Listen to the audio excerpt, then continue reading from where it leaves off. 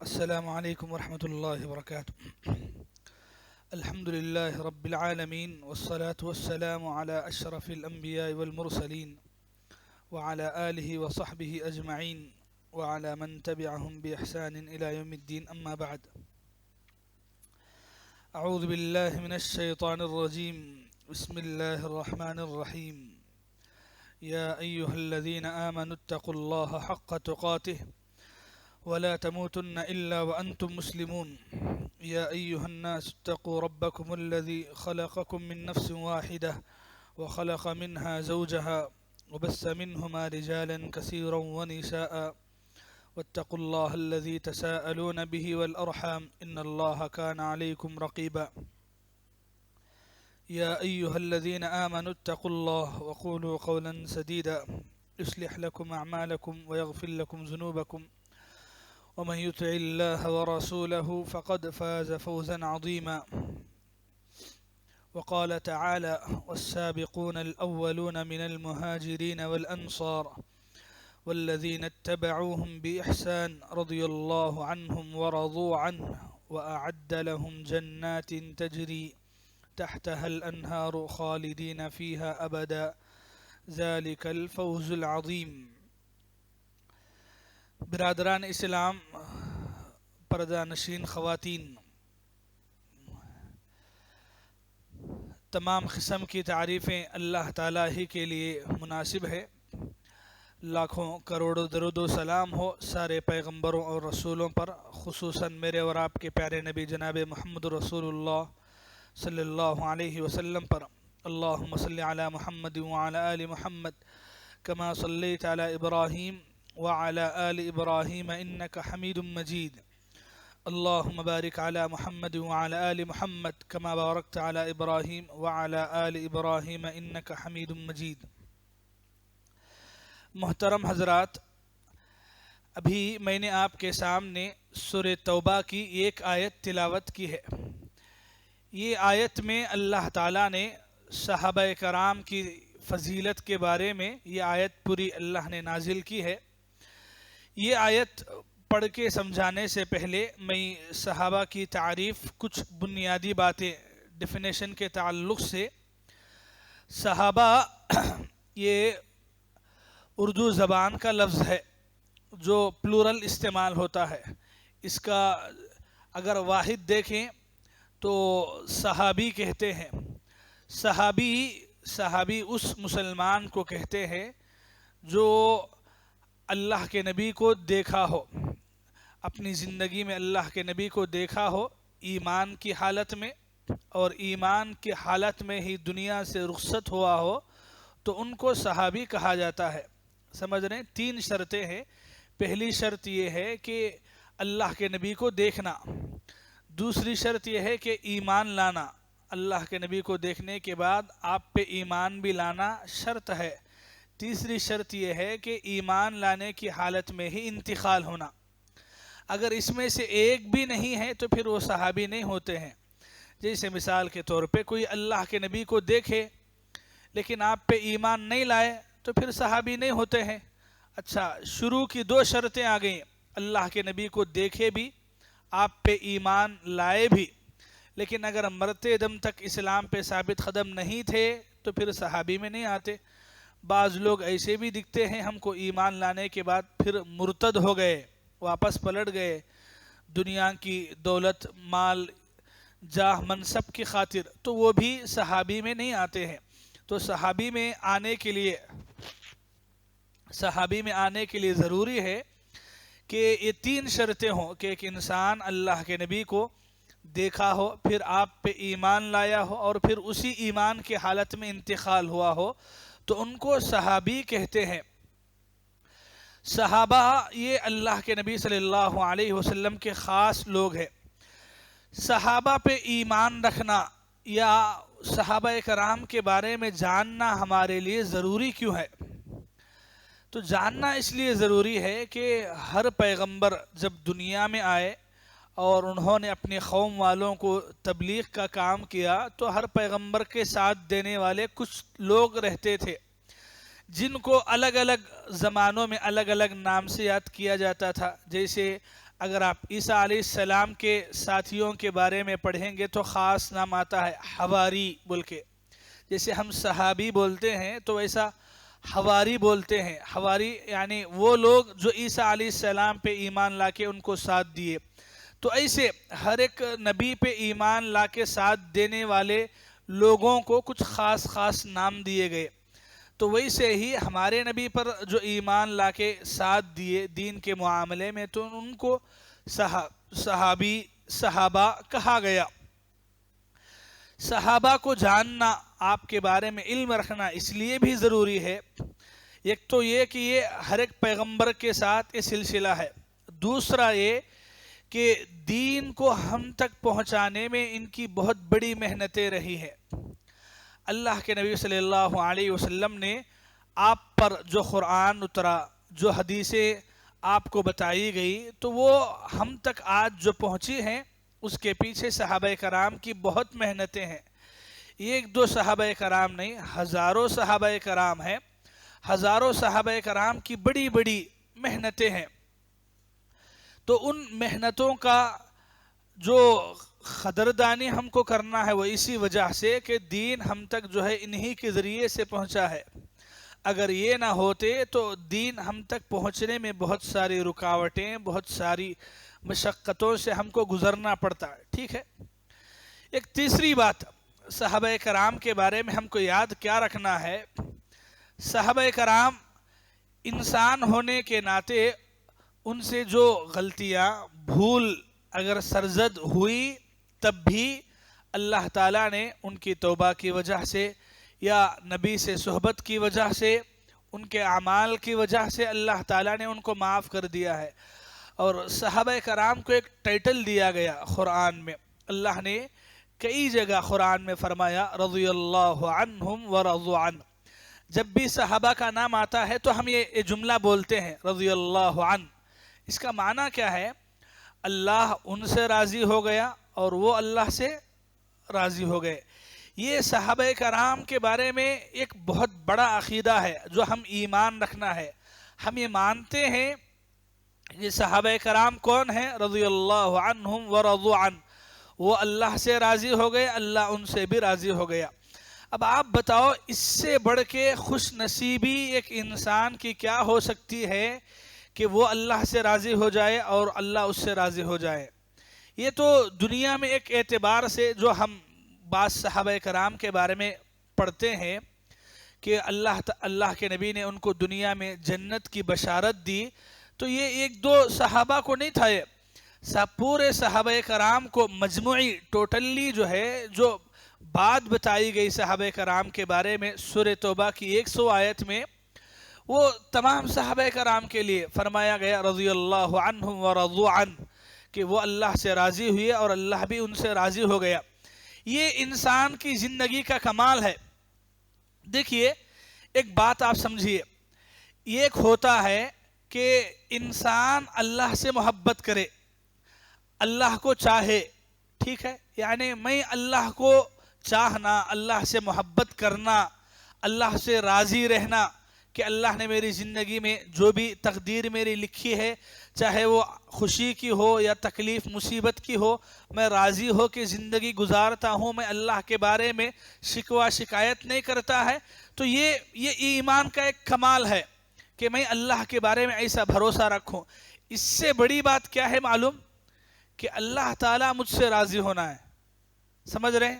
دونوں میں فرق ہے. میں اللہ سے راضی ہونا یہ تو ضروری ہے. اگر کوئی انسان اللہ سے راضی ہوئے بغیر زندگی گزارتا ہے تو پھر وہ مسلمان نہیں ہو سکتا ہے.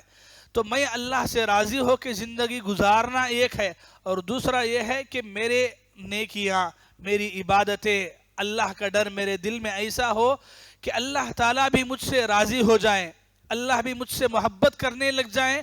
تو اس سے بڑھ کے خوش نصیب بندہ اور کون ہو سکتا ہے؟ تو یہ بات اللہ کے نبی نے صحابہ کرام کو بتائی کہ صحابہ کرام کا ایمان، ان کا علم، ان کا تقوی، ان کی عبادتیں، ان کے دلوں میں اللہ کا ڈر ایسا تھا کہ اللہ تعالیٰ نے ہمیشہ کے لیے ان کے بارے میں قرآن کا یہ جملہ ایک ٹائٹل بنا دیا گیا صحابہ کرام کے بارے میں رضی اللہ عنہم ورضوا عنہ کہ وہ اللہ سے راضی ہوئے اور اللہ بھی ان سے راضی ہو گیا. یہ ایک بات کافی ہے قیامت کے دن نجات حاصل کرنے کے لیے. آج مسلمانوں میں بہت سارے ایسے لوگ ہیں جو کیا ہے، ہندوستان میں، انڈیا میں اسلام کیسے آیا تو بولتے ہیں اللہ کے ولیاں لائے، اللہ کے بزرگ لائے، علماء لائے، مفتیاں لائے، بہت ساری باتیں بتاتے ہیں. بھائیو، یہ سارے لوگوں سے پہلے صحابہ کرام لائے، یہ ساری باتوں سے پہلے صحابہ کرام لائے. یہاں دین کو پہنچانے میں صحابہ کرام کا بہت بڑا دخل ہے. آپ کو معلوم ہے 638 عیسوی مطلب 638 عیسوی میں ہندوستان کے اندر پہلی مسجد بنائی گئی کیرلا کے اندر، جو آج بھی مسجد ہے کیرلا میں. ٹھیک ہے، یہ مسجد کون بنائے معلوم؟ مالک بن دینار رضی اللہ عنہ. مالک بن دینار جو ہے اس زمانے کے موقع پر کیرلا کا جو مسلمان بادشاہ تھا، کہا جاتا ہے 638 عیسوی سے پہلے کے واقعات میں کہ جس وقت اللہ کے نبی صلی اللہ علیہ وسلم مکے کے اندر ایک معجزہ، ایک نشانی دکھانے کے لیے چاند ٹکڑے کر دیا گیا، تو اس وقت جو ہے دنیا کے بہت سارے لوگوں نے اللہ کے نبی کا وہ معجزہ دیکھا. تو دیکھنے والوں میں ایک وہ بھی تھا ملیبار کا بادشاہ، مسلمان بادشاہ. اس نے پھر تحقیق کی، ریسرچ کیا، بعد میں پتہ چلا کہ یہ عرب کا واقعہ ہے، مکے میں ایک نبی کا واقعہ. تو یہاں سے گئے ملاقات کرنے کے لیے، لیکن ملاقات نہیں ہو سکی اللہ کے نبی صلی اللہ علیہ وسلم سے. بس صحابہ کرام رضی اللہ عنہم سے ملاقات نصیب ہوئی. پھر واپسی میں کیرلا کی طرف جب آ رہے تھے تو راستے میں ہی ان کا انتقال ہو گیا. تو ان کی خواہش تھی کہ میرے علاقے میں یعنی کیرلا کے اندر ایک مسجد تعمیر کی جائے. تو اس وقت جو ہے 638 عیسوی میں ایک مسجد کیرلا کے ملیبار علاقے میں تعمیر کی گئی، جو آج بھی ماشاءاللہ بہت بہترین مسجد ہے. بس ابھی اس کو تھوڑا یعنی باہر کے حصے کو پھیلایا گیا. بڑی مسجد ہے، تقریباً 1500-2000 لوگ ایک ساتھ نماز پڑھ سکتے ہیں، قدیم. اور وہ اس زمانے میں جو اندر کا حصہ ہے مسجد کا، وہ حصہ اب بھی ویسے ہی ہے. یعنی اللہ کے نبی صلی اللہ علیہ وسلم کے زمانے میں جب بنایا گیا تو اس وقت کا ممبر اور اس وقت کے جو پلرز ہیں بہت مضبوط کافی ہے. باہر کے حصے میں تعمیرات کیے گئے ہیں. تو کہنا یہ ہے کہ یہ صحابہ کرام تھے جو دنیا کے کونے کونے تک اسلام کو پہنچائے، اسلام کی تبلیغ کی، اور اس کی خاطر ان کی جو محنتیں، ان کی جو کوششیں، ان کی جو تکلیفیں دین کے راستے میں برداشت کیے، ہم صرف سن سکتے ہیں، بس ہماری زندگیوں میں کبھی گزرا نہیں. ہم کیا ہے، ہم آسانی سے مسلمان ہو گئے ہیں. آسانی کا مطلب ہے کہ ہم خاندانی مسلمان ہیں، ہمارے باپ دادا مسلمان تھے، ہم بھی مسلمان بن گئے ہیں. اسلام لانے کے لیے ہمارے کو کیا تکلیفیں نہیں اٹھانی پڑی ہیں. مسلمان ہونے کے بعد ہم کو لوگوں کی طرف سے مارا پیٹا نہیں گیا ہے. مسلمان ہونے کی وجہ سے ہمارا مال دولت نہیں چھینا گیا ہے. یہ سب صحابہ کرام کے ساتھ ہوا ہے. صحابہ کرام کی جو بہت بڑی قربانیاں ہیں. چلیے میں آپ کے سامنے ایک صحابی کا واقعہ رکھتا ہوں. بہت سارے صحابہ کرام ہیں، ہر ایک کی اپنی ایک زندگی ہے، اور وہ زندگی سے وہ دنیا والوں کو، ایمان والوں کو جو پیغام دے وہ بہت بڑا ہے. ایک صحابی ہے حضرت سلمان فارسی رضی اللہ عنہ. سلمان فارسی رضی اللہ عنہ جو ہے صحابہ کرام میں ایک ایسے صحابی ہیں جن کی زندگی اگر آپ پڑھیں گے، معلومات کریں گے تو حیرانی ہوتی ہے کہ حق کے لیے اللہ کو صحیح معنوں میں پہچاننے کے لیے کتنی تڑپ رکھنے والے تھے، اور کیسے کیسے مصیبتوں سے، مشقتوں سے ان کو گزرنا پڑا. چلیے، سلمان فارسی یہ نہ مکے کے رہنے والے ہیں نہ مدینے کے رہنے والے ہیں. یہ ہیں اصل میں ملک شام کے علاقے کے. ملک شام سے کافی دوری پہ ایک علاقہ ہے، گاؤں ہے جس کا نام ہے اصفہان. ایک گاؤں ہے. تو اس علاقے کے یہ رہنے والے پیدائشی، ان کا یہ سلمان فارسی جو ہے مسلمان ہونے کے بعد کا ان کا نام ہے. مسلمان ہونے سے پہلے ان کا نام تھا معابہ. معابہ ان کا نام تھا. ان کے باپ جو ہے مجوسی تھے. مجوسی کسے بولتے ہیں معلوم؟ آگ کی پوجا کرنے والوں کو. جو آگ کی پوجا کرتے ہیں, لکڑیاں جمع کر کے آگ جلاتے ہیں اور آگ کی پوجا کرتے ہیں, تو ان کو مجوسی بولتے ہیں. آگ کی, تو اس کے ساتھ سورج کی بھی پوجا کرتے ہیں. سورج بھی چونکہ انگاروں کا ایک گھڑا ہے, تو اس وجہ سے اس کی بھی پوجا کی جاتی ہے. تو اس طریقے سے ان کا باپ جو ہے اس گاؤں کا ایک بڑا سردار تھا, جس کی نگرانی میں لوگ مجوسیت کو پھیلاتے تھے, عبادت کرتے تھے. تو خاندان ایک بڑا خاندان تھا. باپ خود بھی سردار تھے مجوسیت کے. تو وہ اپنا واقعہ, یہ پورا واقعہ جو ہے آپ کو سیرت کی, صحابہ کرام کی زندگیوں پہ بہت سارے کتابیں لکھی گئی ہے, اس میں آپ کو یہ واقعہ ملے گا. میں نے یہ جو واقعہ پڑھا ہے, سیر اعلام النبلاء ایک کتاب ہے, سیر اعلام النبلاء, اس کی پہلی جلد میں. اور پھر اسی طرح امام ذہبی رحمۃ اللہ علیہ کی صحابہ کرام کی زندگی پہ ایک اور کتاب ہے, تو اس کی دوسرے پارٹ میں جو ہے یہ واقعہ ہے, جو ان کی زبان سے, یعنی ان کی روایت ہے, کسی اور کی نہیں ہے. یعنی مسلمان ہونے کے بعد انہوں نے اپنے بارے میں یہ واقعہ پورا بیان کیا ہے. تو سلمان فارسی کہتے ہیں کہ میرا باپ مجوسی تھا, تو میں خود جو ہے گھر کے اندر, ہمارے گھر کا ماحول مجوسیت کا تھا, آگ کی پوجا کرنے کا ماحول. تو باپ جو ہے وہ آگ کی پوجا کرنے کے بارے میں ایسا دیوانہ تھا کہ جب وہ تھوڑا بہت بڑے ہوئے تو ان کو ذمہ داری پہ لگا دیا کہ گھر کے ایک کونے میں آگ جلانا اور اسی کی عبادت کرتے رہنا, بجھنے نہیں دینا ہے. تو ان کی حالت یہ ہو گئی تھی کہ گھر کے اندر ایک کونے میں رکھ دیا گیا ان کو, اور جو ہے وہ اس کی دیکھ بھال کے لیے رکھ دیا گیا. تو ان کی کافی تڑپ ہوتی تھی کہ ایک بار گھر کے باہر جاؤں, گاؤں میں پھروں, ماحول دیکھوں, لیکن نہیں ہوتا. ایک دن ایسا ہوا کہ ان کے بہت سارے کھیت تھے, تو ان کا باپ کچھ بیمار پڑا, تو کہا کہ بیٹا میں آج کھیتوں کو نہیں جا سکتا ہوں, تم جا کے دیکھو کھیت, آج کا جا کو کھیت دیکھ لو کہ پانی وغیرہ ڈالے ہیں نہیں پہنچائے ہیں, لوگ کام کر رہے ہیں نہیں کر رہے ہیں. تو نکل گئے, موقع ملا گھر سے باہر جانے کا تو نکل گئے. کھیت کو جانا تھا, تو کھیت کے راستے میں ایک عیسائیوں کا عبادت خانہ, عیسائیوں کا عبادت خانہ بولے تو جیسے آج کل چرچ ہے نا, ویسا سمجھ لو عیسائیوں کے عبادت خانے. تو ایک عبادت خانہ ان کو نظر آیا, جہاں سے بہت ساری آوازیں وہاں سے باہر سنائی دینے لگی. تو انہوں سوچے کہ یہ کچھ الگ لوگ ہیں جو الگ طریقے سے عبادت کر رہے ہیں, تو اندر گھس گئے عیسائیوں کے عبادت خانے میں, چرچ میں اندر چلے گئے. جا کے دیکھا تو لوگ سب ایک ساتھ گھٹنوں پہ بیٹھ کے عبادت کر رہے ہیں, اور سب کے سب عیسائی ہیں. تو ان کو بہت الگ لگا, اس لیے کہ وہ آگ کی پوجا کرنے والے تھے, اور یہ طریقہ ان کو تھوڑا الگ بھی لگا اور تھوڑا اچھا بھی لگا. کیوں؟ اس کے مقابلے میں ان کے پاس کچھ بہتر طریقہ دکھا ان کو. تو معلومات کرنے کی نیت سے وہاں کا جو پوپ ہوتا ہے اس کے پاس گئے. لوگ سب جانے کے بعد جا کے بیٹھ کے بات چیت کیے کہ یہ کیا ہے, سب کچھ کیا چل رہا ہے. تو اس نے پورا سمجھایا کہ عیسائی مذہب کیا ہے, عیسیٰ علیہ السلام سمجھایا. تب تک جو ہے عیسیٰ علیہ السلام کے مذہب میں بہت ساری ملاوٹیں آ گئی تھیں, پھر بھی اس کے مقابلے میں ان کو بہتر دکھا. تو بہرحال شام تک وہیں رہے. وہاں رہنے کے بعد شام کو گھر واپس لوٹے. باپ نے پوچھا کہ بیٹا کھیتوں کے پاس گئے؟ تو بولے کہ نہیں گیا میں. پوچھے کہ کیوں نہیں گئے؟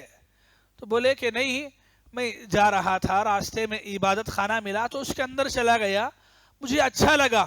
اور باپ کو خود بولے کہ ہماری عبادت سے ان کی عبادت مجھے اچھی لگ رہی ہے, تو اگر ہم سب مل کے انہی کے طور طریقے پہ عبادت کریں گے تو اور بہتر رہے گا.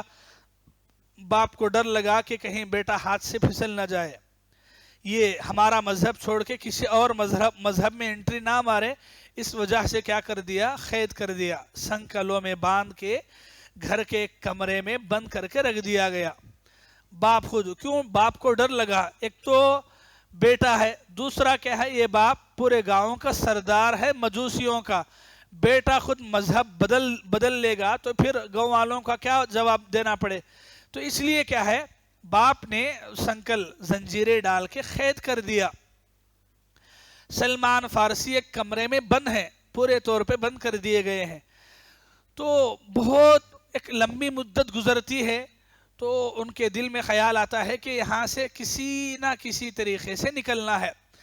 تو ایک ہلکا سا ایک کاغذ لے کے جو ہے وہاں کی جو چرچ تھی جہاں وہ جا کے آئے تھے، تو کسی کے ذریعے سے وہ لیٹر جو ہے وہ خط وہاں پہنچائے. لکھ کے کیا دیے انہوں کہ میں یہاں سے چھٹکارا پانا چاہتا ہوں، اگر یہاں اس گاؤں کی کوئی جماعت، کوئی لوگ اگر ملک شام کو جانے والے ہیں. ملک شام کے اندر وہ زمانے میں عیسائیوں کی بہت بڑی چرچ اور بہت سارے پوپ رہا کرتے تھے. تو انہوں نے کہا کہ اگر ایسا موقع ملے تو مجھے بھی روانہ کر دینا. تو لوگوں نے جب وہ ان کا خط وہاں پہنچایا تو چند ہی دنوں کے بعد ایک چند لوگ مل کے اس بستی سے ملک شام کو جانے کے لیے تیاریاں کیے، روانہ ہونا چاہے. تو ان کو اطلاع دی گئی تو بڑی مشکل کے ساتھ جو ہے یہ اپنے آپ کو بچانے میں کامیاب ہوئے اور باپ کو اطلاع دیے بغیر گھر سے بھاگ کے نکل گئے. اب اکیلے ہیں، ان کے ساتھ نہ کچھ پیسہ ہے، کچھ بھی نہیں ہے، بس نکل پڑے ہیں کہ کسی کی کچھ تلاش ہو کہ عبادت یہ طریقے سے، یہ ڈھنگ سے اچھی نہیں ہے، کسی اور طریقے سے کرنا ہے. تلاش میں نکل پڑے، ملک شام گئے. شام آج بھی معلوم ہے، جو آج سیریا کے نام سے مشہور ہے.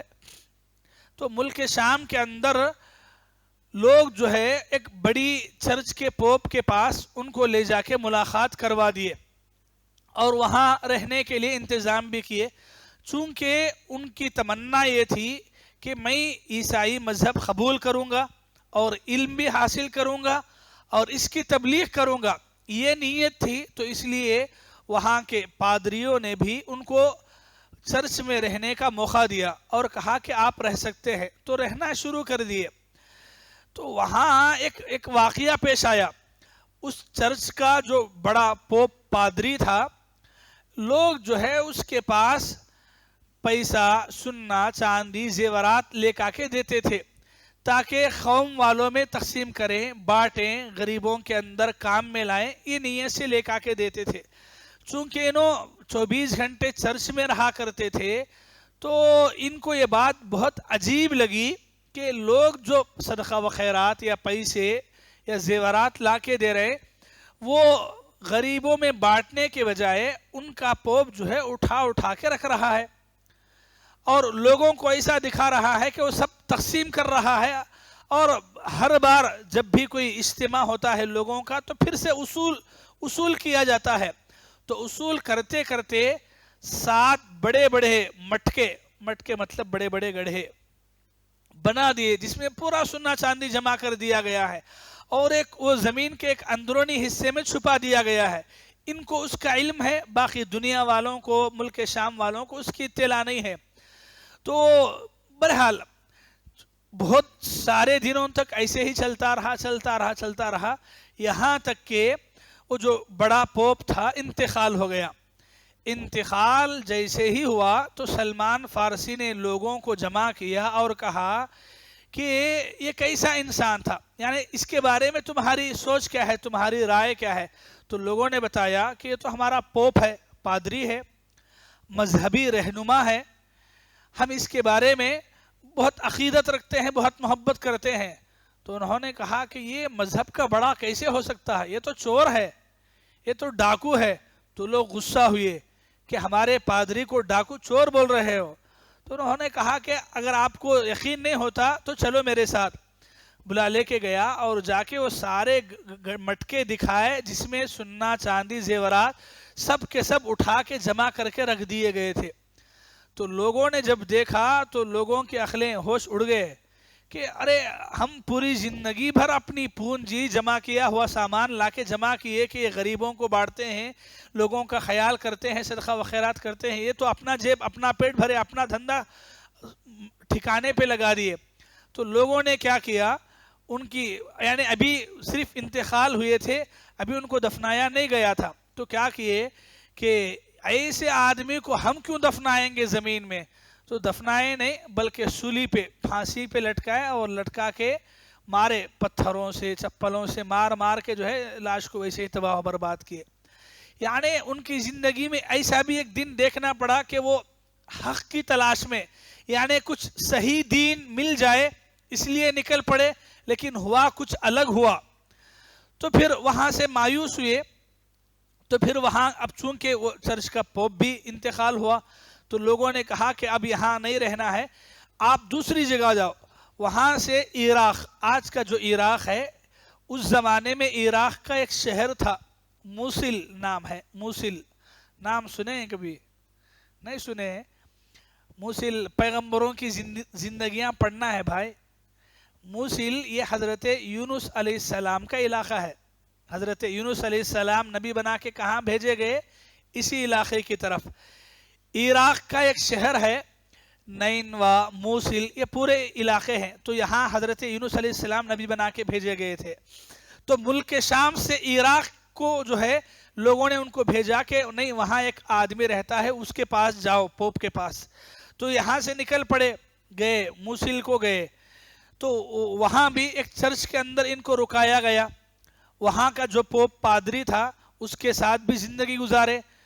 यहाँ उनको कुछ इत्मीनान हुआ कि वो हकीकत में नेक इंसान था, चर्च में रहा करता था, इनको इल्म भी सिखाता था, और ऐसी कोई गलत बात, गलत हरकत उनकी ज़िंदगी में नहीं देखे। तो फिर एक लंबी मुद्दत तक वहाँ रहे। वो इंतकाल हुआ। तो फिर इंतकाल होने से पहले उसने मशवरा करते हुए कहा था कि मूसिल से आपको जाना है नैनवा, और फिर वहाँ से जाना है नसीबैन। नसीबैन ये पूरे गांव के नामा है जी, मैं आपको तफसील के लिए बता रहा हूँ। तो वहाँ से निकल गए, नसीबैन के इलाके में गए। वहाँ भी सेम ऐसे ही हुआ। नसीबैन की एक बड़ी चर्च में गए, एक पादरी से मुलाकात हुई। वहाँ कई दिनों तक, कई महीनों तक रहे, इल्म हासिल करते रहे। फिर जब उसकी इंतकाल का वक्त करीब आया, उससे पूछे कि अगर आप इंतकाल हो जाएं तो आप जैसा राहिब, इल्म सिखाने वाला कौन मिलेगा? तो उन्होंने एक और बस्ती का नाम लिया, चलो कि आप ऐसा करो, अमोरिया जाओ, और एक गांव का नाम है, वहाँ गए। तो ऐसा भटकते रहे, इधर से उधर, उधर से इधर जाते गए। तो आखिर में अमोरिया में जो पादरी था उसके साथ एक लंबी मुद्दत तक रहे। तो जब वो बीमार हुआ तो उससे इन्होंने, सलमान फारसी ने पूछा कि मैं ये सारी चीज़ों से मुझे इत्मीनान नहीं है, मैं मेरे दिल को सुकून पहुंचाना चाहता हूं, तो क्या आप किसी ऐसे आदमी को जानते हैं कि जिसके पास जाके, जिससे इल्म हासिल करके मैं सुकून हासिल कर सकता हूं? तो अमोरिया के पादरी ने कहा कि मैं नहीं जानता कि दुनिया में कोई ऐसा इंसान इस वक्त है, मुझे नहीं मालूम है, मुझे नहीं पता कि ऐसा कोई इंसान है। हाँ,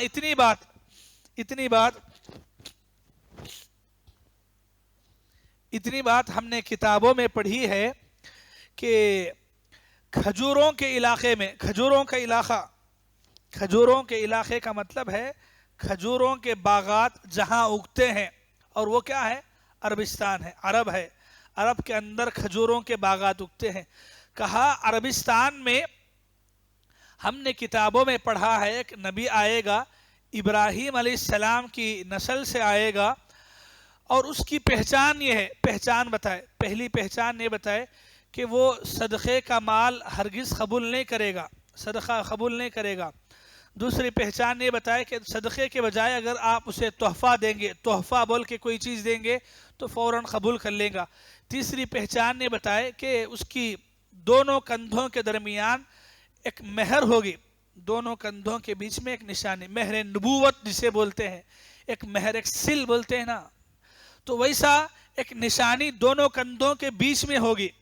तो ये इंसान के बारे में हमने किताबों में पढ़ा है, अगर तुम्हारी ज़िंदगी में तुम तलाश ये इंसान की कर सको तो करो, बोल दिए। तो और फिर चंद दिनों के बाद वो भी इंतकाल हुआ। तो अब इनको जाना था यहाँ से लेके کہاں سے؟ ان کے اس علاقے سے، اموریہ، یعنی کہاں سے نکلے؟ اپنے علاقے سے موصل سے نکلے، موصل سے نکل کے ملک شام گئے، ملک شام سے پھر نصیبین گئے، نصیبین سے پھر اموریہ آئے. تو ایسا یہ پورے کافی لمبے لمبے علاقے ہیں، ایسا نہیں کہ نندیال کرنول، ایسا نہیں ہے، بہت کافی دور دور کے علاقے گئے. اور آخر میں جہاں آخری ان کے پادری کا انتقال ہوا تو وہاں سے اب ان کو جانا تھا عربستان کو. تو اب وہاں سے جانے کا کوئی راستہ، کوئی آدمی ان کو نہیں معلوم ہے. تو اموریہ کے اندر ایک مرتبہ ایسا ہوا کہ عرب کا ایک قبیلہ ہے، قبیلہ بنو کلب کے نام سے. تو وہاں کے کچھ لوگ جو ہے تجارت کے لیے آئے تھے ان کی بستی کو. تو یہ ان سے مل کے بات چیت کرے تو بولے کہ نہیں، ہم تجارت کی غرض سے یہاں آئے ہیں. تو انہوں نے، سلمان فارسی نے وہ تجارت کی غرض سے عرب سے آنے والوں سے کہا کہ میری ایک آپ سے گزارش ہے کہ آپ مجھے اپنے ساتھ جو ہے لے چلو، اپنے علاقے میں عرب کو لے کے چلو. تو لوگوں نے کہا کہ ہم کو کیا ملے گا، کیا دیں گے بدلے میں، کرائے میں؟ تو انہوں نے کہا کہ ان کے پاس کچھ بکریاں تھی جو وہ رہ کے وہاں چراتے تھے، کچھ بکریاں تھی. تو کہا کہ میرے پاس جتنی بکریاں ہیں وہ ساری بکریاں آپ کو دے دوں گا، پورے جانور، بس آپ مجھے وہاں تک چھوڑ دو آپ کے ساتھ لے کے. تو لوگوں نے ٹھیک مان لیا اور ان کے پاس جتنی بکریاں تھیں وہ ساری بکریاں لے لیے. لیکن ہوا یہ کہ ان کے ساتھ دھوکہ دیا گیا. لوگ ان کو لے لیے، پورے بکریاں لے کے اپنے ساتھ لیے، اور ان کو چھوڑنے کے بجائے ایک یہودی کے ہاتھوں میں ان کو غلام بنا کے بیچ دیے، فروخت کر دیے پیسوں کے بدلے میں. ایک تو ان کے پاس جتنی بکریاں تھیں سب لے لیے، اور الٹا کیا کیے، ان کو غلام کے حیثیت سے کہ یہ غلام ہے، بھاگ کے آیا ہوا غلام ہے، تو اس لیے غلام کے پیسے لے کے ان کو ایک یہودی کے پاس بیچ دیے. یہودی کے پاس تھے تو وہاں سے پھر وہ یہودی کے ایک اور چچا کے بیٹے نے ان کو خرید لیا. تو وہ یثرب کا تھا. یثرب بولے تو یہ یثرب مدینے کا پرانا نام ہے، یثرب.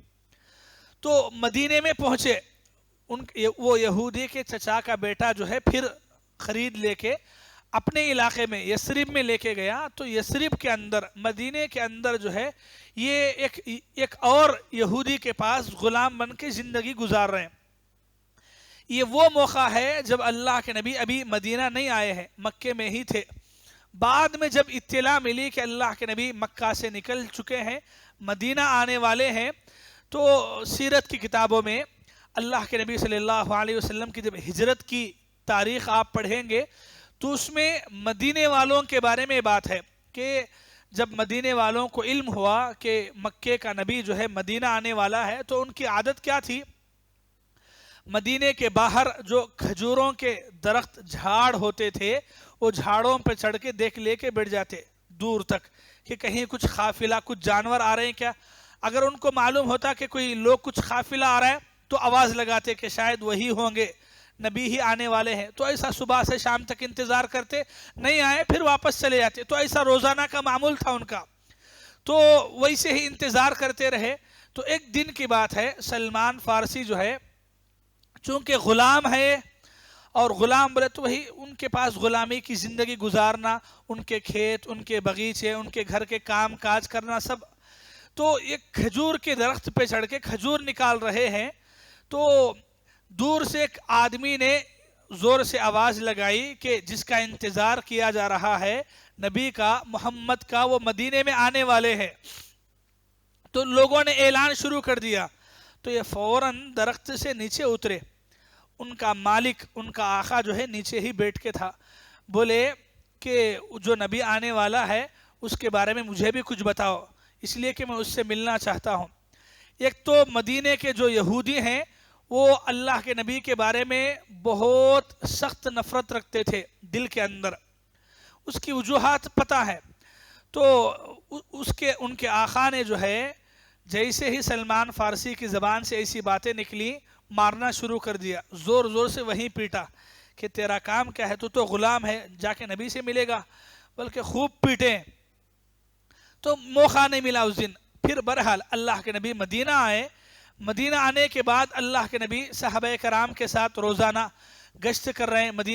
مدینہ کے اندر اللہ کے نبی گلیوں میں نکل رہے ہیں تو ایک مرتبہ موقع دیکھ لے کہ کیا کرے. جو کھجور کے ان کے اپنے درخت تھے تو کچھ کھجوریں لے لیے, کھجوریں کی تھیلی لی اور لے کے تلاش کیے کہ اللہ کے نبی کہاں ہیں. دیکھتے گئے, مدینے میں پھرتے گئے تو لوگوں نے بتایا کہ نہیں, نبی وہاں چند صحابہ کرام کے ساتھ بیٹھے ہیں. تو سیدھا وہاں چلے گئے, دیکھا تو اللہ کے نبی صحابہ کرام کے ساتھ بیٹھے ہیں. اجازت لی ملنے کی نبی سے, لوگوں نے اجازت دی, اللہ کے نبی کے پاس پہنچ گئے. جا کے فوراً بات چیت نہیں کی, ابھی لے جا کے بولے کہ یہ کھجوروں کی تھیلی ہے, یہ میں آپ کو صدقے میں دے رہا ہوں بول کے اللہ کے نبی کے ہاتھوں میں دی. اللہ کے نبی لے لیے اور لے کے صحابہ کرام کو دیے, بولے کہ تم آپس میں کھا لو. وہ حضرت سلمان فارسی وہیں بیٹھے دیکھ رہے ہیں کہ کیا ہوتا ہے. اللہ کے نبی کھجور کی تھیلی صحابہ کرام کو دیے, صحابہ کرام کھا رہے ہیں, اللہ کے نبی اس میں سے ایک کھجور بھی نہیں کھائے. تو ان کو بڑی خوشی ہوئی کہ ایک نشانی پوری ہے کہ صدقے کا مال اگر نبی ہے تو قبول نہیں کرے گا, تو یہ تو صدقے کا مال قبول نہیں کرے ہیں, خود نہیں کھائے ہیں, صحابہ کرام میں تقسیم کر دیے ہیں. تو دل میں کچھ اطمینان ہوا, پھر چلے گئے. دوسرے دن پھر چند کھجور کی ایک اور تھیلی پکڑے اور سیدھے پھر جہاں اللہ کے نبی پہلے دن ملاقات کیے تھے وہیں پہنچے. اتفاق سے اللہ کے نبی وہیں پر تھے تو اللہ کے نبی صلی اللہ علیہ وسلم سے وہاں ملاقات ہوئی. تو فوراً ملتے ہی وہ کھجور کی تھیلی اللہ کے نبی کے ہاتھوں میں دیے اور بولے کہ اے اللہ کے رسول, یہ میری طرف سے آپ کے لیے ایک تحفہ ہے, ایک ہدیہ ہے. اللہ کے نبی فوراً قبول کر لیے, کھجور کی تھیلی کھولے اور کھجور خود کھانا شروع کر دیے. تو ان کو اور اطمینان ہوا کہ کل میرا صدقے کا مال تھا, نہیں کھائے, آج ہدیہ تھا, ہدیے کا مال لے بھی لیے, قبول کر لیے اور کھائے بھی. دو نشانیاں پوری ہو گئے. اب تیسری ایک نشانی تھی جس کو دیکھنا ان کے لیے مشکل تھا, اس لیے کہ دونوں کندھوں کے بیچ میں ہے, دونوں کندھوں کے بیچ میں ہے. اب یہ حصہ کیسا نظر آئے گا؟ تو اللہ کے نبی یہ تلاش میں رہتے تھے کہ کہیں کسی بھی طریقے سے دیکھ لیں. ایک مرتبہ اللہ کے نبی مدینے کی کسی گلی میں صحابہ کرام کے ساتھ جا رہے ہیں. یہ پیچھے سے سلمان فارسی لوگوں کے بیچ میں, صحابہ کرام کے بیچ میں گھس گئے ہیں اور اچک رہے ہیں بار بار. اور اللہ کے نبی کی نظر ایک دو مرتبہ ان پہ پڑی تو اللہ کے نبی سمجھ گئے کہ یہ کچھ تلاش میں ہے. اللہ کے نبی صلی اللہ علیہ وسلم اپنی چادر جو ہے تھوڑا نیچے کی, چادر استعمال کرتے تھے وہ زمانے میں, دو چادریں اللہ کے نبی, ایک نیچے ازار کے طور پہ, دوسرا اوپر کپڑے کے طور پہ. تو اللہ کے نبی صلی اللہ علیہ وسلم جو ہے اپنی چادر تھوڑا نیچے کی ایسے, تو وہ جو مہر نبوت, یہ نبوت اللہ کے نبی ہونے کی ایک نشانی, ایک مہر تھی وہ, ٹھیک ہے. تو وہ اسے حضرت سلمان فارسی کو اللہ کے نبی نے دکھایا. تو حضرت سلمان فارسی رضی اللہ عنہ جیسے ہی اللہ کے نبی کے دونوں کندھوں کے بیچ میں وہ نشانی دیکھتے ہیں تو فوراً اس کو چوم لیتے ہیں, بوسہ دیتے ہیں اور اسی جگہ کلمہ پڑھتے ہیں, لا الہ الا اللہ محمد الرسول اللہ کلمہ پڑھتے ہیں. اور اللہ کے نبی صلی اللہ علیہ وسلم کے سامنے اپنی زندگی کا یہ پورا واقعہ سناتے ہیں, کہاں پیدا ہوئے, کیسے یہاں تک آنا پڑا, پوری زندگی کا واقعہ سناتے ہیں. اللہ کے نبی صلی اللہ علیہ وسلم چونکہ یہ نہ مکے کے تھے نہ مدینے کے تھے اور مکے مدینے میں ان کا کوئی رشتہ دار بھی نہیں تھا, تو تب اللہ کے نبی صلی اللہ علیہ وسلم نے ان سے کہا کہ اے سلمان, تمہارا مکہ مدینے میں کوئی ہو یا نہ ہو, آج سے تم اہل بیت میں سے ہو. اہل بیت یعنی میرے گھر والوں میں سے ہو. اللہ کے نبی صلی اللہ علیہ وسلم سلمان فارسی کو کہتے ہیں کہ سلمان فارسی آج سے نبی کے گھر والوں میں, نبی کے خاندان والوں میں شمار کیا جائے گا. سلمان فارسی رضی اللہ عنہ یہ ایک صحابی کی زندگی ہے میرے بھائی. حق کی تلاش میں, ایک اللہ کی عبادت کی تلاش میں کتنے علاقے گئے, کہاں کہاں غلامی کی زندگی گزارے, در کی ٹھوکریں کھائے, سب کچھ بیچ دیے حق کی خاطر. اور جب اللہ کے نبی سے ملے بڑی تڑپ تھی کہ اللہ کے نبی کے ساتھ بھی زندگی گزارے. جیسے اس سے پہلے بہت سارے پادریوں کی صحبت میں زندگی گزارے تھے, تو اللہ کے نبی سے ملنے کے بعد دل میں بڑی تمنا ہوئی کہ اللہ کے نبی کے ساتھ بھی زندگی گزارنا ہے، لیکن بڑا مسئلہ یہ تھا کہ وہ غلام تھے یہودی کے. تو اپنے یہودی آقا کے پاس گئے اور بولے کہ مجھے کسی بھی طریقے سے آزاد کر دو، میں آزاد رہنا چاہتا ہوں، غلام بننا مجھے پسند نہیں ہے. تو ان کے آقا نے شرط طے کی، مکاتبت بولے تو یعنی کچھ کنڈیشنز ہوتے ہیں جن کو پورا کرنے کے بعد غلاموں کو چھوڑ دیتے تھے وہ زمانے میں، تو اسے مکاتبت بولتے ہیں. تو ان کے یہودی آقا نے کنڈیشن کیا رکھی کہ ان کا جو باغیچہ ہے وہ باغیچے میں 300 کھجور کے درخت اگر اگا دیں گے، لگائیں گے، اور وہ درخت بڑے ہو کے کھجور دینا شروع کر دیں گے تو تب ان کو غلامی سے چھوڑ دیا جائے گا. یہ شرط سلمان فارسی کو دی گئی. اب سلمان فارسی کے لیے بڑا مسئلہ تھا کہ 300 کھجور کے درخت کہاں سے لاتے، 300 کھجور کے درخت، اور پھر اس کو اگانا ہے، بڑے ہونا ہے. تو سیدھا اللہ کے نبی کے پاس گئے اور بولے کہ اے اللہ کے نبی، میں آزاد رہنا چاہتا ہوں، لیکن میں اب اس وقت غلام ہوں، غلام سے باہر ہونے کے لیے مجھے یہ شرطوں پہ پورا اترنا ہے، 300 کھجور کے درخت لگانا ہے. تو آپ کیا مشورہ دیتے ہیں؟ اللہ کے نبی نے صحابہ کرام کو جمع کیا اور اعلان کیا کہ جس کے پاس جتنے درخت ہیں کھجور کے وہ لا کے دے. تو تب سے لوگوں نے، کسی نے 10، کسی نے 15، کسی نے 20 کھجور کے درخت جو لگاتے ہیں وہ کھجور کے پودے لے کے دینا شروع کر دیے. جب آہستہ آہستہ جمع ہونا شروع ہوئے تو اللہ کے نبی سلمان فارسی سے بولے کہ اپنے باغیچے میں جاؤ اور جا کے گڑھا، کھڈے کھودو، اور پورے کھڈے کھودنے کے بعد مجھے بلاؤ، میں اپنے ہاتھوں سے آ کے لگاؤں گا. تو پہلے درخت پودے جمع کرنا تھا، ہوتے گئے 100-150 بنتے گئے، اور دیکھتے ہی دیکھتے چند ہی دنوں میں 300 کھجور کے درخت جمع کر دیے. لگانے کی باری آئی تو پہلے کھودے، کھودنے کے بعد اللہ کے نبی کو اطلاع دیے کہ گڑھے کھودے گئے ہیں. تو اللہ کے نبی خود تشریف لائے اور اپنے ہاتھوں سے ہر ایک پودے کو اللہ کے نبی نے زمین میں لگایا. اور پھر اللہ کے نبی صلی اللہ علیہ وسلم نے ان کے حق میں دعا کی. سلمان فارسی کہتے ہیں کہ اللہ کی قسم، اللہ کے نبی نے جو درخت اپنے ہاتھوں سے، جو درخت اللہ کے نبی اپنے ہاتھوں سے لگائے، اس میں سے ایک درخت بھی مرا نہیں، ایک درخت بھی مرا نہیں، اور سب کے سب درخت بڑے ہو کے کھجور دینا شروع کر دیے. تو شرط پوری ہوئی، اور بھی شرطیں تھیں اس کے ساتھ 1-2، یہ بڑی شرط تھی، پوری ہوئی، اور شرط کے حساب سے یہودی نے ان کو آزاد بھی کر دیا، چھوڑ دیا. اور جب چھوڑ دیا تب سے اللہ کے نبی صلی اللہ علیہ وسلم کی صحبت میں حضرت سلمان فارسی رضی اللہ عنہ رہنے لگے. تو اسلام قبول کرنے کے بعد اللہ کے نبی ان کا یہ نام دیے، سلمان الفارسی، سلمان الخیر، کے یہ نام اللہ کے نبی ان کو دیے، ورنہ ان کا اس سے پہلے کا نام دوسرا تھا. تو سلمان فارسی اسلام قبول ہونے کے بعد کا نام ہے. چونکہ فارس کے رہنے والے تھے تو نسبت فارسی کی دی گئی. تو میرے بھائیوں، ماؤں اور بہنوں، صحابہ کرام میں یہ ان کی ایک صحابی کی زندگی میں آپ کے سامنے بیان کیا. ایسو ہزاروں صحابہ کرام ہیں، ہزاروں زندگیاں ہیں، ہزاروں تکلیفیں ہیں، ہزاروں واقعات ہیں. کہنا کیا ہے، صحابہ کرام نے حق کو معلوم کرنے کے لیے، ایک اللہ کی عبادت کرنے کے لیے، صحیح دین کو پہچاننے کے لیے جو تکلیفیں پڑے ہیں، جو مصیبتیں برداشت کیے ہیں، جو مشقتیں برداشت کیے ہیں، وہ آج ہم سنتے ہیں تو ایسا معلوم ہوتا ہے کہ صرف کتابوں میں ہم کو ملے گا. اللہ کے نبی صلی اللہ علیہ وسلم اپنی زندگی میں ایک بات بولے جی صحابہ کرام کے بارے میں، یاد رکھنے کی بات ہے. اللہ کے نبی صلی اللہ علیہ وسلم نے فرمایا، لو انفق احدکم مثل احد ذهبا، یہ آخری حدیث ہے جو آپ کو یاد رکھنا ہے.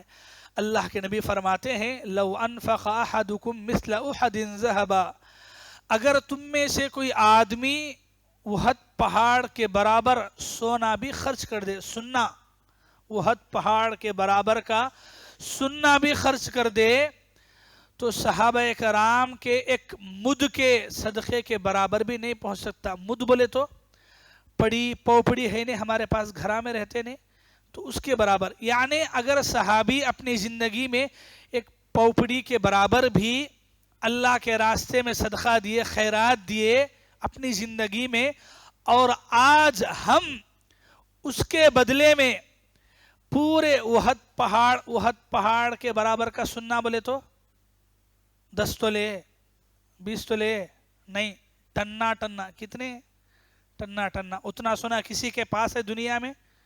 نہیں ہے۔ جمع ہو سکتا ہے؟ نہیں ہو سکتا۔ جمع ہویا تو اس میں کا پو تو بھی کون تو خرچ کر سکتا ہے؟ ہاں 10 تولے ہے تو ایک گرام اللہ کے راستے میں دینا بھی مشکل ہے۔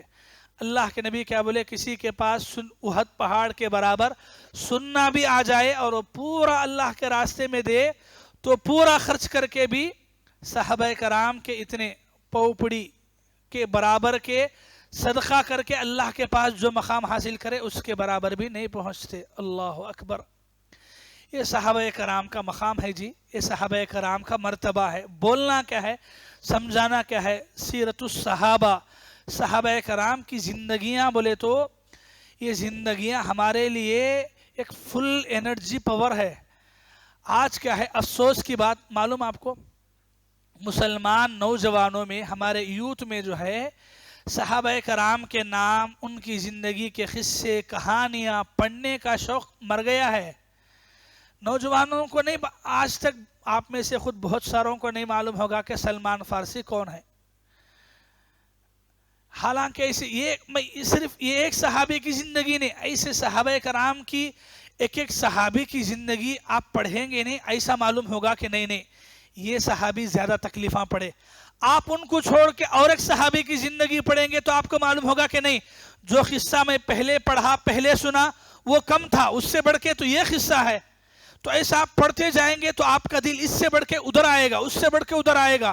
تو ایسا کیوں ہے؟ یہ ایک دو صحابہ کرام کی زندگیاں نہیں میرے بھائی، جب ہم پڑھتے ہیں صحابہ کرام نے اللہ کے نبی کی دین کی خاطر اور دین کو ہم تک پہنچانے کی خاطر اپنی جان، مال، بیوی، بچوں کو سب جو قربان کیا نہیں، آج ہمیں آرام سے بیٹھے ہیں، ہماری زندگی آرام سے بھائی، بہت آرام کی زندگی ہے۔ انہوں جو تکلیفاں پڑے مسلمان ہونے کے بعد، ان کو ریت پہ لٹا کے، ان کے چھاتیوں پہ پتھر رکھ کے، بڑے بڑے سلا رکھ کے توڑے گئے، مارا گیا۔ ہم میں سے کسی کو بھی مسلمان ہونے کی وجہ سے ایک بار بھی لکڑی لے کے کوئی نہیں مارا، مارے کوئی نہیں مارے۔ اسلام ہم کو پھگٹ میں ملا ہے، اس لیے ہمارے کو قدر نہیں ہے جی اسلام کی۔ ایمان کتنی بڑی دولت ہے، ایمان کا ملنا کتنا بڑا نصیبہ ہے۔ وہ اللہ پہ صحیح ایمان اگر ہمارا ہے تو کتنے بڑے خوش نصیب ہیں، وہ ایمان کی صحیح قدر ہمارے پاس نہیں۔ ایسے صحابہ کرام کی زندگیاں پڑھو، معلوم ہوتا ہے کہ ایک اللہ کی تلاش کے لیے، صحیح دین کو پانے کے لیے کہاں سے کہاں گئے، کدھر ملک شام ہے، کدھر مدینہ ہے، کتنا فرق ہے، کتنا ہزاروں کلومیٹر کا فاصلہ ہے۔ اتنی دور تک تڑپ کیا ہے؟ کیا مالدار بننے کے لیے؟ کیا اونچے خاندان میں جانے کے لیے؟ کچھ عہدہ پانے کے لیے؟ کچھ بھی نہیں ہے۔ صحیح دین کی تلاش میں ایسے نکل پڑے، گھر بار کو، ماں باپ کو، پیسوں کو، دولت کو، بکریوں کے ریوڑ سب کچھ چھوڑ دیا اور ایک اللہ کی تلاش میں نکل پڑے۔ اور جب مسلمان ہوئے تو ان کی اپنی ایک زندگی، یہاں تک بات ختم کرتے ہیں، مسلمان ہونے کے بعد کی ان کی زندگی اور بہترین زندگی ہے۔ جو خدمات انہوں کی اللہ کے نبی کے ساتھ رہ کے دین کی جو تبلیغ کی ہے، وہ ایک الگ زندگی ہے۔ میں اب تک جو قصہ سنایا ہوں وہ صرف اسلام لانے تک کا قصہ ہے۔ اسلام لانے کے بعد نبی کا جو ساتھ دیے وہ ایک الگ زندگی ہے۔ تو کہنا کیا ہے میرے بھائیوں، ماؤں اور بہنوں، ضرورت ہے کہ ہم اپنے بچوں میں، پہلے اپنے اندر، بعد میں اپنے بچوں میں، اپنے گھر والوں میں صحابہ کرام کے بارے میں ایسا شوق پیدا کرنا، ان کی زندگیاں پڑھنا ہے۔ اس سے کیا ہے، ہمارے کو ایک آئیڈیل ملتی ہے۔ بھائی یہ صحابہ کرام اللہ کے نبی کے بعد ہمارے لیے سب سے بہترین آئیڈیل ہیں صحابہ کرام۔ ان کی زندگیاں پڑھو جی، معلوم ہوتا ہے ایمان والے کیسے رہنا، ان کی زندگی کیسے گزارنا، ایمان کے بارے میں کیسے بہادر ہونا، ایمان کتنی بڑی دولت ہے۔ ابو بکر صدیق کی زندگی پڑھو، عمر فاروق کی زندگی پڑھو، عثمان غنی کی زندگی پڑھو، یہ زندگیاں ہیں. آپ کو معلوم ہے میں نہ ابو بکر کا قصہ سنایا نہ میں عمر کا قصہ سنا. یہ قصہ کس کا ہے؟ ایک ایسے صحابی کا جن کا نام تک لوگ نہیں جانتے ہیں. تو ایسے صحابی کی زندگی کا اتنا بہترین قصہ ہو سکتا ہے تو جو بڑے بڑے صحابہ کرام ہیں جن کا نام اتنا مشہور ہے ان کی زندگی میں انہوں کتنا تکلیف پڑے نہیں ہوں گے. تو کہنا یہ ہے کہ ہم ایسی عادتیں ڈالنا ہے اپنے بچوں میں. خاص کر کے عورتوں سے گزارش ہے کہ آپ بچوں کو ایسے قصے سناؤ. افسوس کیا ہے آج ایسے ایمان کے قصے سنانا ہمارے گھروں میں بند ہو گیا ہے. پہلے ایک زمانہ تھا کہ لوگ جو ہے گھر کی عورتیں، نانی ہے، دادی ہے، گھر کے بڑے لوگ ہے، شام ہوتی تھی بچوں کو بٹھا کے پیغمبروں کے قصے، اللہ والوں کے قصے سناتے تھے. آج گھر کے مردوں کو بھی فرصت نہیں ہے، گھر کے عورتوں کو بھی فرصت نہیں ہے. عورتوں کو سیریلاں دیکھنے میں فرصت نہیں ہے، مرد بانوں کو فون دیکھنے میں فرصت نہیں ہے. ہر ایک کی اپنی اپنی زندگی ہو گئی ہے. اور یہ سبق اللہ والوں کے صحابہ کرام کے قصے پڑھنا، سننا، بچوں کو سنانا، اس سے کیا ہے ایک نیا جذبہ پیدا ہوتا ہے. ہمارے دلوں میں جب ہم پڑھتے ہیں، جب ہم پڑھے ہمارے کو کافی دنوں تک سدھرا نہیں دل و دماغ کہ ایمان کے لیے اتنی دور سفر کرتے ہیں. ایسے ایک زندگی ایسی ہے نہیں. آپ پڑھتے جائیں گے میرے بھائی، خود بخود آنکھوں سے آنسو نکل جائیں گے. ایسے صحابہ کرام کی زندگیاں ہیں جی. دین کی خاطر ہم کہیں کے بھی نہیں ہیں. میری اور آپ کی جو محنتیں ہیں دین کے واسطے ہم کچھ بھی نہیں کیے ہیں اب تک. دین اصل یہ ہے، یہ صحابہ کرام ہیں اصل میں جو دین کی خاطر تکلیفیں برداشت کیے، مصیبتیں برداشت کیے، اتنا سب کچھ کر کے اتنا بڑا جو ٹائٹل ملا رضی اللہ عنہم، اللہ ان سے راضی ہوا، وہ اللہ سے راضی ہوا، ایسے ہی نہیں ملا.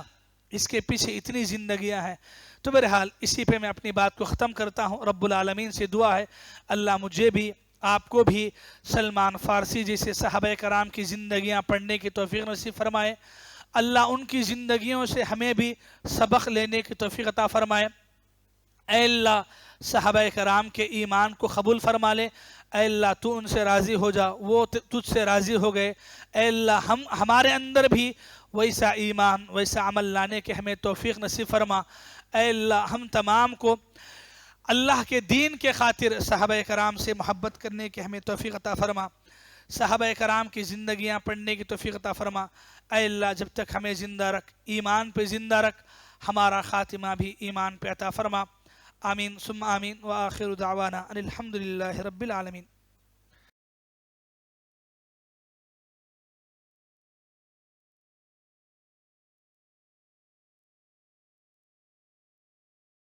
سلمان فارسی کی عمر کے بارے میں بول رہے ہیں تو مشہور ہے 200 سال، بلکہ یعنی کہ احادیث میں صحیح سند کے ساتھ تو اسی کوئی روایت نہیں ہے. تاریخ کی کتابیں ہیں، تاریخ کی کتابوں میں مشہور ہے بس.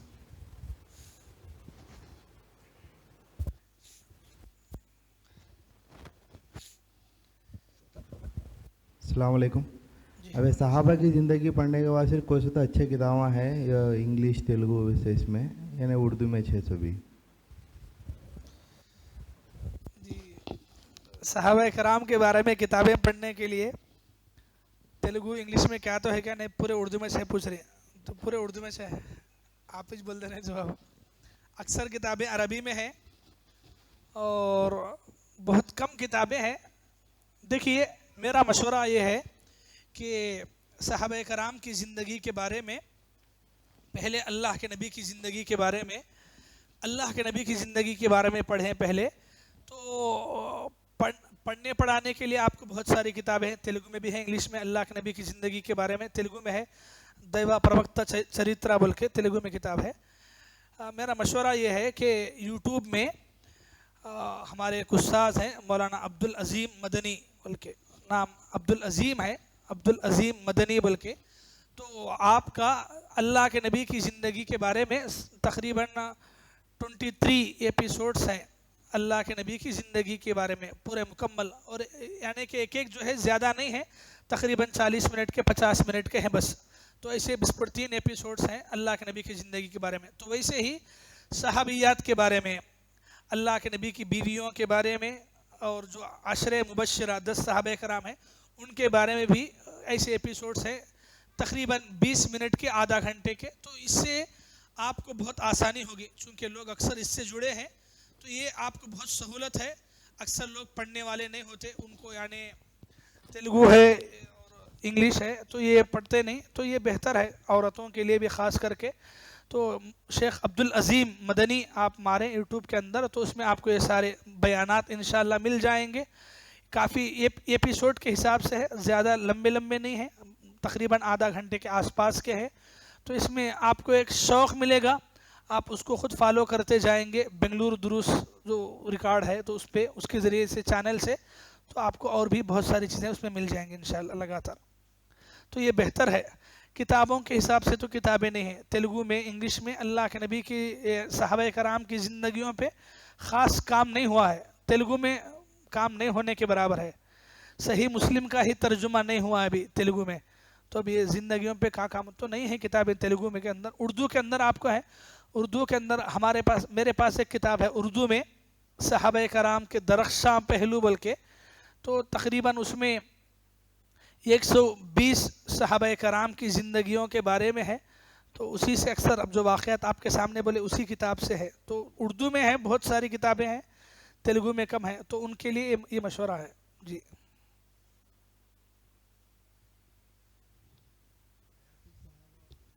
کیا وہ کتاب کیسی ہے؟ پڑھ سکتے ہیں، حیات الصحابہ.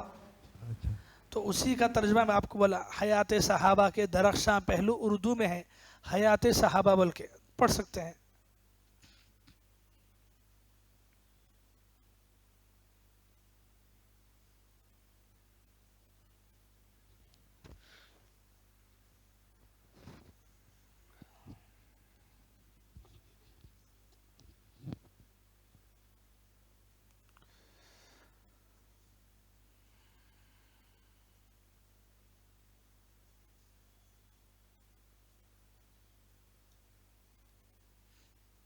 السلام علیکم مولانا. وہ ٹاپک ریلیٹڈ نہیں، کون سا سوال پوچھ سکتے ہیں؟ پوچھ سکتے ہیں، پوچھیے.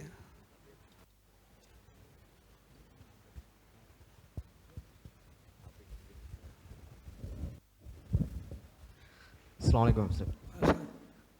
میرا سوال یہ تھا کہ کلام شریف میں قبر کے عذاب کے بارے میں کچھ روشنی ہے اس میں، یا صرف اس باتوں کو حدیثوں میں ہی لکھایا گیا ہے؟ جی معذرت چاہتا ہوں تھوڑا ٹاپک لمبی رہی. جی کوئی بات نہیں، کوئی بات نہیں.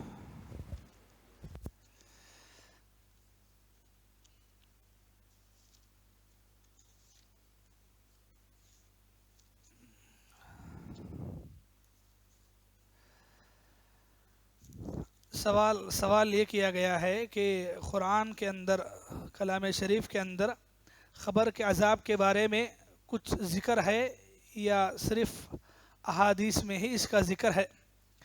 تو سب سے پہلی بات میں یہ واضح کرنا چاہتا ہوں، دیکھیے قرآن اور حدیث دونوں وہی ہے، سمجھ رہے ہیں؟ دونوں بھی وہی ہے. فرق یہ ہے کہ وہی متلو ہے اور وہ وہی غیر متلو ہے. یعنی یہ ایسی وحی ہے جس کی تلاوت ہوتی ہے، جس کے ایک ایک حرف پہ 10 نیکیاں ہیں. حدیث بھی وحی ہے لیکن وہ وحی غیر متلو ہے، اس کے ایک ایک حرف پہ 10 نیکیاں بول کے ایسا نہیں ہے. البتہ اس کے پڑھنے، سمجھنے، عمل کرنے، دوسروں کو پہنچانے پہ آپ کو ثواب ہے. لیکن اللہ کے نبی کی جو حدیثیں ہیں وہ پوری حدیثیں وحی کا ہی ایک حصہ ہے. وحی کا ایک حصہ بولے تو مطلب کیا ہے؟ اللہ کے نبی کی جو بھی حدیث ہے اس کے پیچھے جو بھی حکم ہے، جو بھی آرڈر ہے، وہ اللہ کے نبی اپنی طرف سے نہیں دیتے ہیں. اللہ کی طرف سے جب تک آپ کو حکم نہیں ہوتا ہے تب تک آپ نہیں بولتے ہیں. اگر آسانی کے لیے آپ کو یاد رکھنا ہے تو یہ ایک بات یاد رکھیے،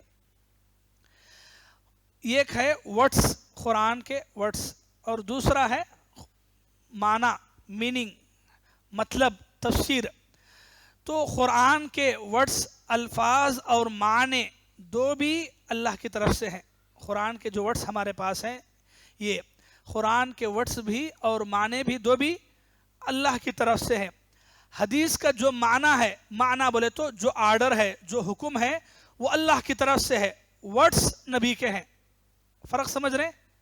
قرآن کے ورڈز اور میننگ دونوں اللہ کی طرف سے ہیں، جبکہ حدیث میں معنی اللہ کی طرف سے ہے، یعنی وہ بات، وہ حکم اللہ جو بولے کہ ایسا کرو، یہ کرنا ہے، دین کے بارے میں جائز ہے ناجائز ہے، تو یہ حکم، یہ آرڈر، یہ بات اللہ کی ہے.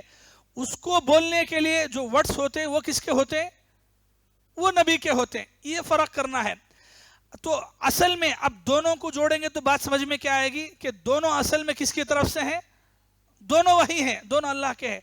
تو بہت سارے لوگ کیا سمجھتے ہیں کہ قرآن میں ہے تو بولو، حدیث میں ہے تو چھوڑ ڈالو. نہیں ہے، ہم کو قرآن بھی لینا ہے اور قرآن کے ساتھ حدیث بھی لینا ہے.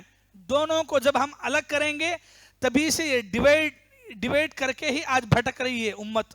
مسلمان قوم کیوں بھٹک رہی ہے؟ اس کو الگ کر دے، اس کو الگ کر دے. نہیں، اللہ کے نبی لا الہ الا اللہ محمد رسول اللہ جب ہم پڑھتے ہیں، تو جب ہم محمد کو رسول مانتے ہیں تو مطلب کیا ہے؟ آپ کی باتوں کو، آپ کی حدیثوں کو بھی وہ درجہ دینا ہے. ٹھیک ہے، یہ پہلی بات. باقی رہا آپ کا سوال کے بارے میں، تو قرآن میں بھی اس کا ذکر ہے. سورہ مؤمن قرآن کا ایک سورہ ہے، سورہ نمبر 40 ہے، آیت نمبر 40 پر 6 ہے. ٹھیک ہے، سورہ نمبر 40 ہے، آیت نمبر 40 پر 6 ہے. تو اس میں اللہ تعالیٰ فرماتے ہیں النار یعرضون علیہا غدوا وعشیا ویوم تقوم الساعہ ادخلوا آل فرعون اشد العذاب. اس کا معنی کیا ہے؟ اللہ فرماتے ہیں آگ ہے جس کے سامنے یہ ہر صبح اور شام لائے جاتے ہیں. ایک آگ ہے جس کے سامنے صبح اور شام ان کو لایا جاتا ہے، یعنی دکھایا جاتا ہے. تو یہ خبر کے بارے میں قرآن میں ہے کہ صبح شام خبر میں جو لوگ جو گنہگار ہیں ان کو آگ دکھاتے، آگ کا عذاب ہوتا ہے. یہ خبر کے بارے میں ہی ہے، دنیا کے بارے میں ہے. اس کی دلیل کیا؟ آگے اللہ فرماتے ہیں جس دن قیامت قائم ہوگی تو ان کو ایک اور عذاب دیا جائے گا. تو مطلب کیا؟ آیت میں دو عذابوں کے بارے میں ذکر ہے. پہلے جو عذاب ذکر کیا گیا کہ صبح شام ان کو آگ کے سامنے پیش کیا جاتا ہے، تو اس کا مطلب خبر کا، یعنی دنیا سے ریلیٹڈ ہے. کیوں؟ اس لیے کہ اللہ بعد میں بولے قیامت قائم ہوگی تو ان کو اور ایک عذاب دیا جائے گا. تو مطلب کیا ہے؟ قیامت قائم ہونے سے پہلے بھی ان کو عذاب ہو رہا ہے. تو وہ عذاب کہاں ہے؟ وہ عذاب ہی خبر میں ہے، خبر میں ہے. ٹھیک ہے، یہ ایک دلیل ہے. تو اسی کی اگر آپ کلام شریف میں تشریح پڑھیں گے تو آپ کو معلوم ہوگا کہ جب یہ آیت نازل ہوئی تو حضرت عائشہ رضی اللہ عنہا کے سوال کے جواب میں اللہ کے نبی صلی اللہ علیہ وسلم نے فرمایا نعم عذاب الخبر حق، کہ خبر کا عذاب حق ہے. تو یہ روایت جو ہے صحیح بخاری میں ہے، حدیث نمبر 1372 صحیح بخاری کے اندر نمبر ہے. تو قرآن کی یہ آیت ریلیٹڈ ہے عذاب خبر کے بارے میں. اور بھی آیتیں ہیں قرآن میں ہی ہیں. قرآن میں اللہ تعالیٰ نے دوسری جگہ بھی جو ہے خبر کے بارے میں، خبر کے عذاب کے بارے میں دلیلیں دی گئی ہیں. تو ایک دلیل کافی ہے. سورہ مومن سورہ نمبر 40 آیت نمبر 40 پر 6. باقی 13ویں پارے میں بھی اور بھی دوسری جگہ 29ویں پارے میں بھی دلیلیں ہیں. دلائل کافی سارے ہیں، ایک دلیل کافی ہے ایمان رکھنے کے لیے انشاءاللہ. جی